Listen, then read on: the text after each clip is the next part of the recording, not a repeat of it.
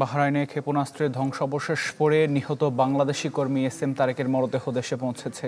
সন্ধ্যায় গালফ এয়ারে তারেকের মরদেহ হজরত শাহজালাল আন্তর্জাতিক বিমানবন্দরে পৌঁছায়।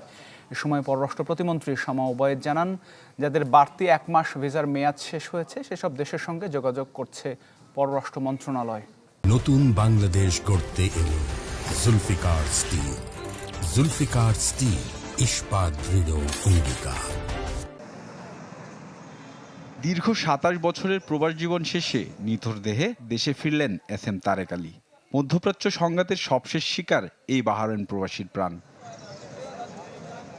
দিন যতই যাচ্ছে মধ্যপ্রাচ্য সংঘাতের মৃত্যুর মিছিল ততই দীর্ঘ হচ্ছে, প্রাণ যাচ্ছে প্রবাসী বাংলাদেশিদের। সন্ধ্যা ৭টার দিকে হজরত শাহজালাল আন্তর্জাতিক বিমানবন্দরের ৮ নম্বর গেটে পৌঁছায় তার মরদেহবাহী কফিন। বাংলাদেশ সরকারের কাছে, মাননীয় প্রধানমন্ত্রীর কাছে আমরা কৃতজ্ঞতা জানাই যে আমাদের এই দুর্যোগকালীন সময়ে সরকার আমাদের পাশে ছিলেন। বিমানবন্দরে তারেকের মরদেহ গ্রহণ করেন প্রবাসী কল্যাণ মন্ত্রী, প্রতিমন্ত্রী ও পররাষ্ট্র প্রতিমন্ত্রী। জানান, প্রবাসী বাংলাদেশিদের পাশে থাকবে সরকার।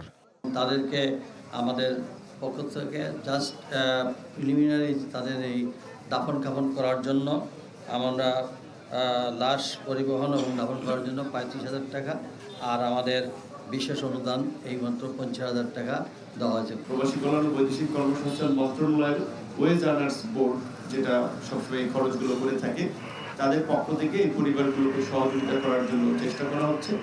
তো আমরা পরিবারগুলোকে তাদের প্রতি সান্ত্বনা এবং সমবেদনা। এই সময় মধ্যপ্রাচ্যে অবস্থানরত প্রবাসী বাংলাদেশিদের সতর্ক অবস্থায় থাকার আহ্বান সরকার সংশ্লিষ্টদের। জানান, যাদের বাড়তি 1 মাস ভিসার মেয়াদ শেষ হয়েছে সেসব দেশের সঙ্গে যোগাযোগ করছে পররাষ্ট্র মন্ত্রণালয়। যে সকল দেশের ভিসার মেয়াদ আরো বাড়ানো দরকার, সেগুলো আমরা ইতিমধ্যে কূটনৈতিক তৎপরতা চলছে, সেই ভিসার মেয়াদও বাড়বে। আমাদের যারা প্রবাসীরা আছেন তাদের নিরাপত্তা, তারা যেন নিরাপদে দেশে ফিরতে পারে।